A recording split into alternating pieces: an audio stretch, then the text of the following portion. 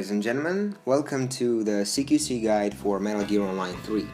This is a special updated version of my initial CQC guide, so if you haven't watched it, go check it out. The link will be in the description. I have to apologize in advance since patch version 1.10 has already been released for like a month or so, and I haven't covered important changes as they appear, so sorry for that. As you can see here in the footage, we're currently practicing some CQC throws, and maybe you have noticed that the biggest change in this patch is that the camera no longer takes a cinematic position, and it's all controlled by you. This is something which I personally have been waiting for since Ground Zeroes. I even made a feedback for Konami back at time stating that changing camera is not a good option for MGO, but they said something, it's not possible, we're sorry, blah blah blah. Well, as you can see now, it is possible, and I'm very glad they did it. Additionally, the dev team increased the recovery speed, so your character can stand up faster than ever before. It is a good addition in my opinion, since it gives you an opportunity to survive even after being knocked down. It also really amusing because it really reminds me of great times spent in Peace Walker vs. Ops, where quick CQC headshots were a vital part.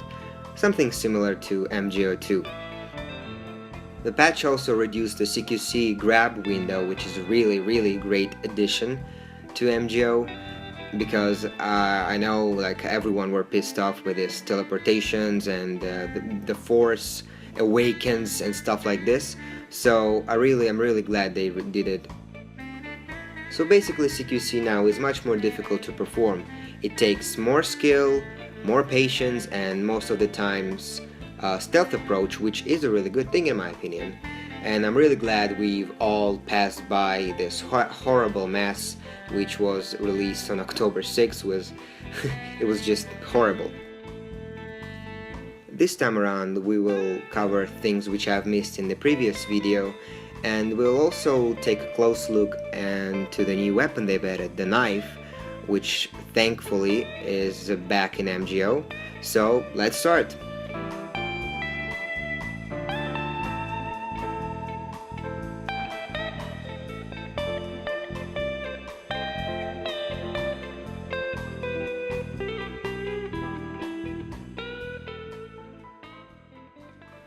Hijacking Walker gear has been a real problem for many players.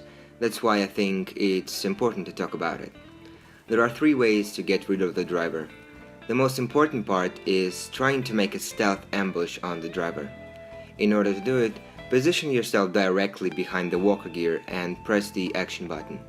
Your soldier will stab him from the back and immediately will take the driver's place.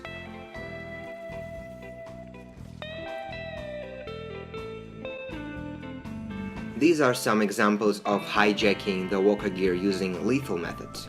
However, there are multiple ways to neutralize the driver without killing him or destroying the walker gear. The conditions should stay the same. First of all, position yourself directly behind the driver, and then press the CQC button to grab him. It's important to mention that you are not limited with your CQC options. You can stun the enemy using throw, flip, or sambo suplex.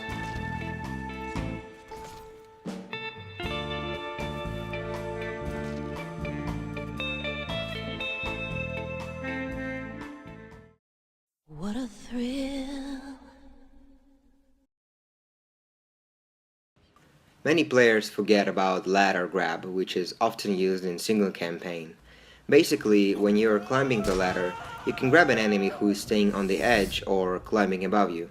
Simply press the CQC button to throw them down on the floor. And honestly, I just love this double screen.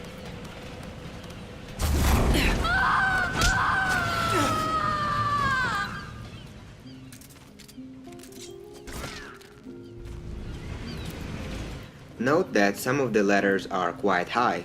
That's why pulling the enemy down will end up with his death. And it counts as a kill, so be careful using it.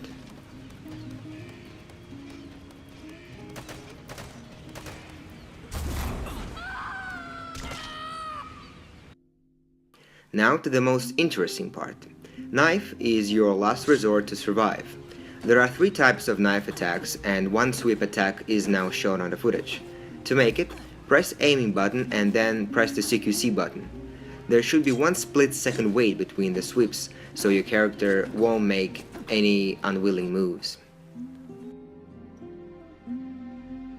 The 2-sweep combo is effective when you don't want to risk using the stab move. It's also perfect for defending against players who rush at you, so use it carefully.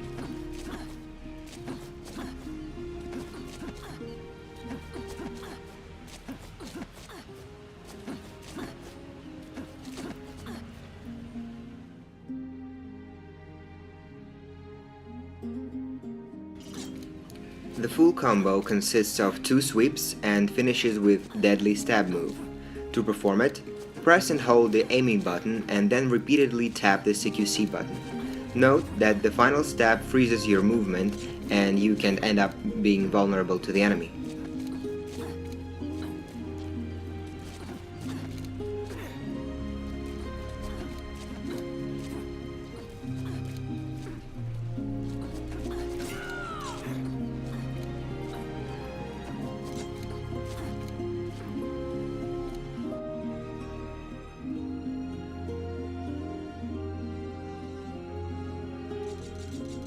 The stab is the most effective yet the riskiest method to kill an enemy with a knife. As I said, performing stab immobilizes your character for 1 or 2 seconds, so using it in a rushing situation is not recommended. I also need to mention that in a prone position you can only perform stab, thus it is quite effective to knock the enemy down with a dive and finish him off in a lying position.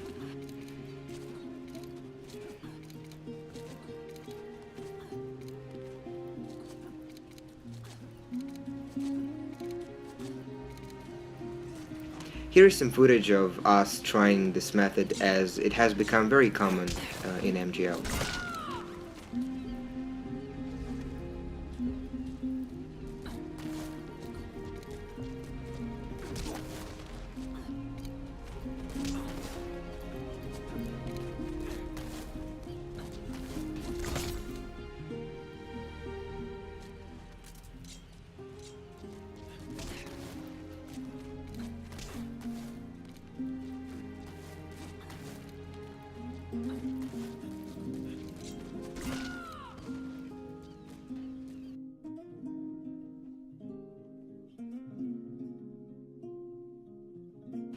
The last thing which I wanted to speak about is the low kick.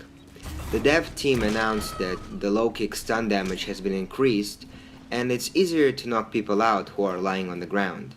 However, this method seems to be working regardless of the opponent's position.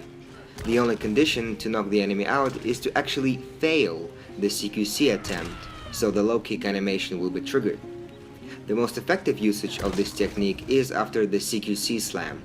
However, this is not 100% chance of getting the positive result, since the enemy almost every time has an opportunity to jump away.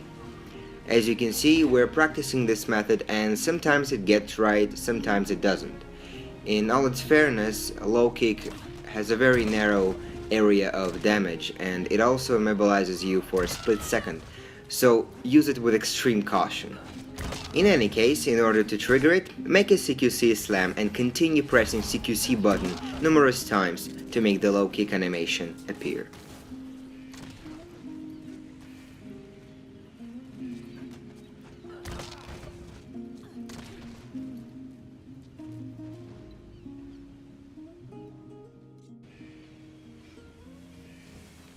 Well, that's about it all.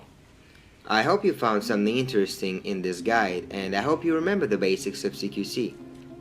And thank you for watching.